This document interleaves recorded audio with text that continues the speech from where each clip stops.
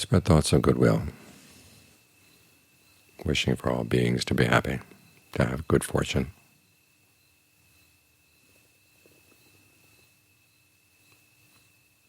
And then we look at beings that have good fortune, and in many cases it's very dismaying.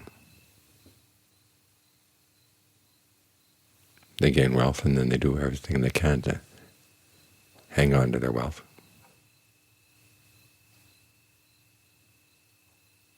With no thought of morality at all. They gain beauty, they gain power, and do everything they can to hang on.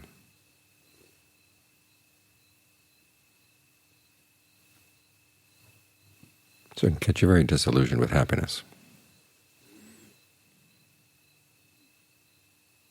Disillusioned with beings.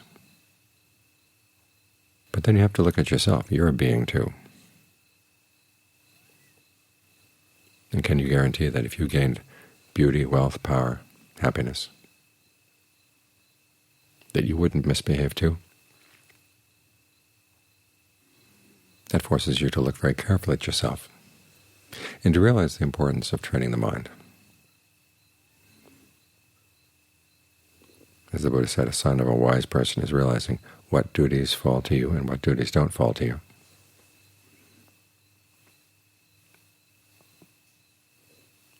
And your number one duty is to train the mind.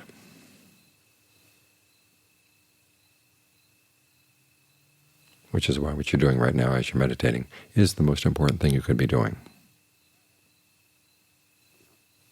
There are other people in other places of the world doing things that they say are important. But that's not your duty. That duty doesn't fall to you, to keep track of what they're doing. You've got to keep track of what you're doing, because there's only so much you can do to influence other people. And the problem is when you spend all your time focusing outside, the areas where you could influence yourself in a good direction get neglected.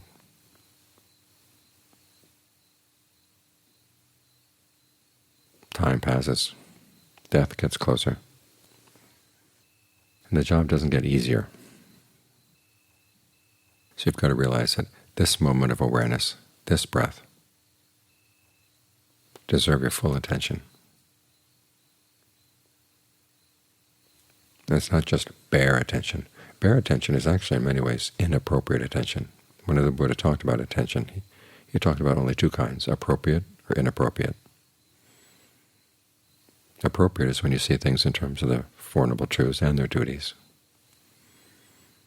Or on a more basic level, seeing things in terms of whether they're skillful actions or unskillful actions, and if they're skillful, how can you develop them? If they're unskillful, how can you abandon them? That gets further elaborated into the Four Noble Truths with their duties, comprehending suffering, abandoning its cause, realizing its cessation by developing the path. So when something comes up in the mind, you have to ask yourself, is this an instance of suffering, or is this the cause of suffering, or is this part of the path that I should be developing? If you simply sit and watch things coming and going, you're missing an important part of appropriate attention. It turns it into inappropriate attention.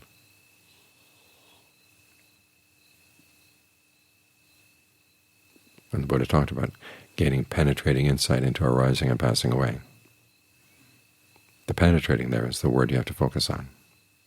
When you penetrate into these things, you realize what kind of causes they come from, what they lead to, and again, whether they're skillful or not, and what should be done if they're skillful and what should be done if they're unskillful. That's penetrating.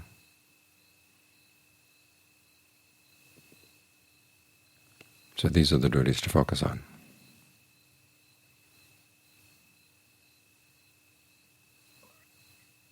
This is where the Buddha focused his teachings. When people would ask him questions about other issues that were irrelevant to the issue of suffering, irrelevant to appropriate attention, he would say, what I teach is suffering and the end of suffering. That's it.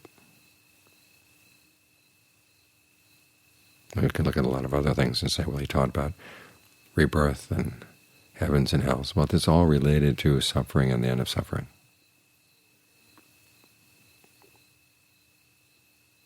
So it all comes back here. What are you doing right now? What's happening in the mind? What choices are you making? Are you making them skillfully? That's where you're responsible. If you're not responsible for this,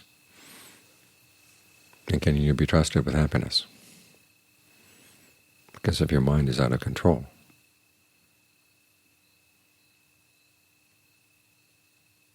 it's like putting a crazy person in the driver's seat of your car. It may be a good car. It can be a good road. But the fact that there's a crazy person behind the steering wheel means that it's going to go off the road.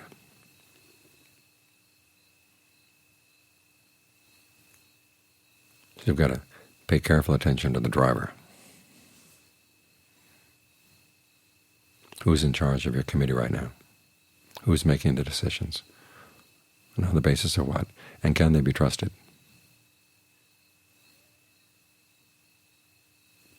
And how do you know? You develop as much mindfulness and alertness as ardency as you can.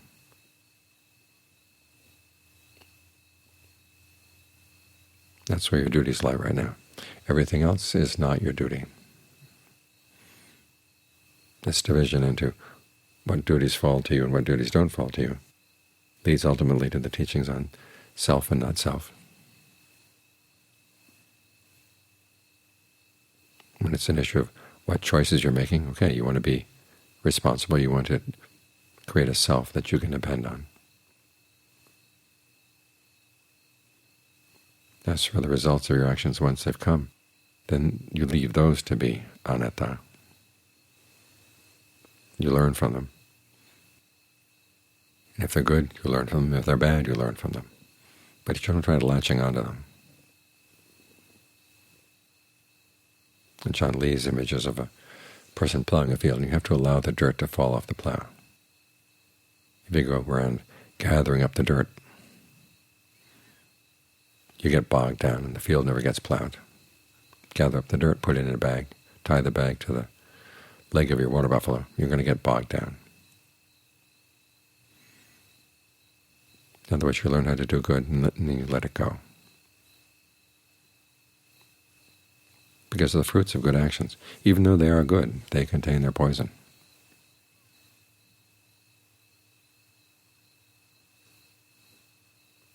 If you try to hold on to them, they bite you. If you leave them in the world as your gift to the world, then it's perfectly fine.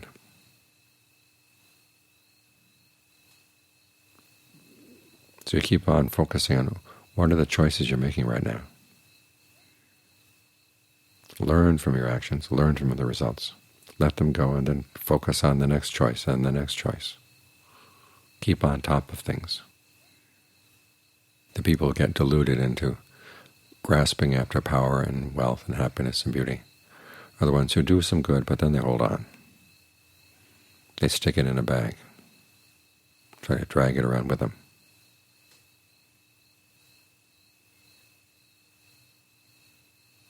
Whereas you want to travel lightly.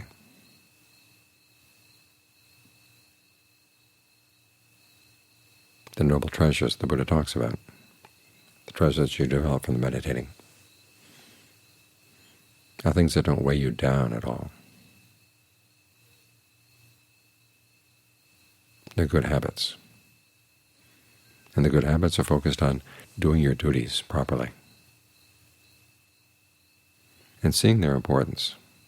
When the Buddha set forth the Four Noble Truths, it wasn't simply giving you some information about suffering. He was also saying this is the important issue. He started his teachings with the Noble Eightfold Path. The first thing in the Noble Eightfold Path is right view.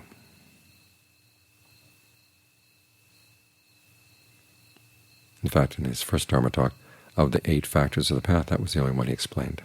But it was enough.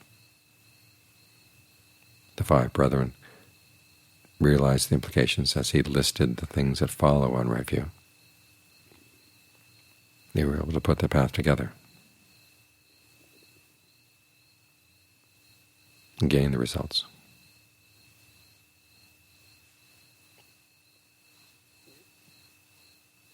So see the issue of the suffering that you're creating as the most important issue to deal with, and the training of the mind to get so you can solve that problem as the most important thing you can do. And it keeps coming back here, because the choices are being made here.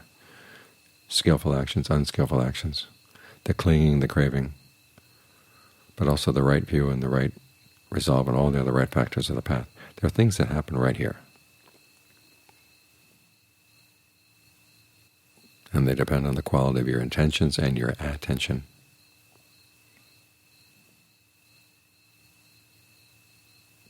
And when you can learn how to trust yourself in terms of your intentions and trust yourself in your understanding of what appropriate attention is, i.e. what right view is, it's only then that you're safe.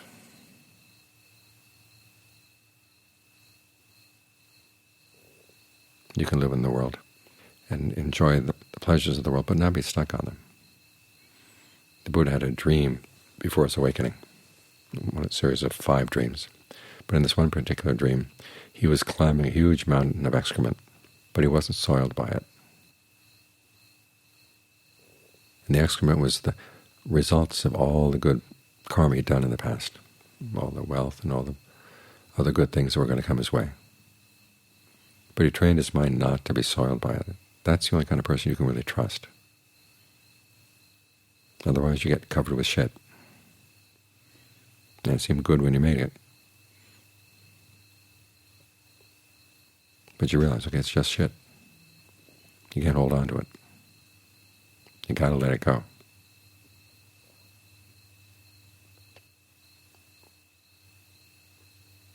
The goodness comes not in what you take in. Goodness comes in what you choose to do. And how you keep watch over what you choose to do. And make sure you're pure in that regard.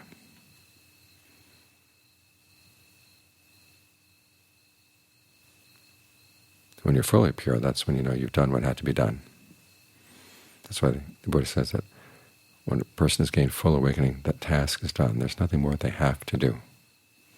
Even he himself, when he gained awakening after all those aeons of aspiring to be a Buddha, he realized he had the choice not to teach.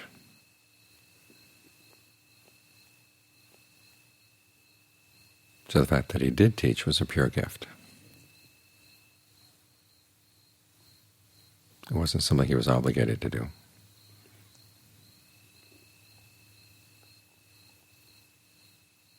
It was his pure gift to the world. So try to train yourself to be in a position where you can give some pure gifts too.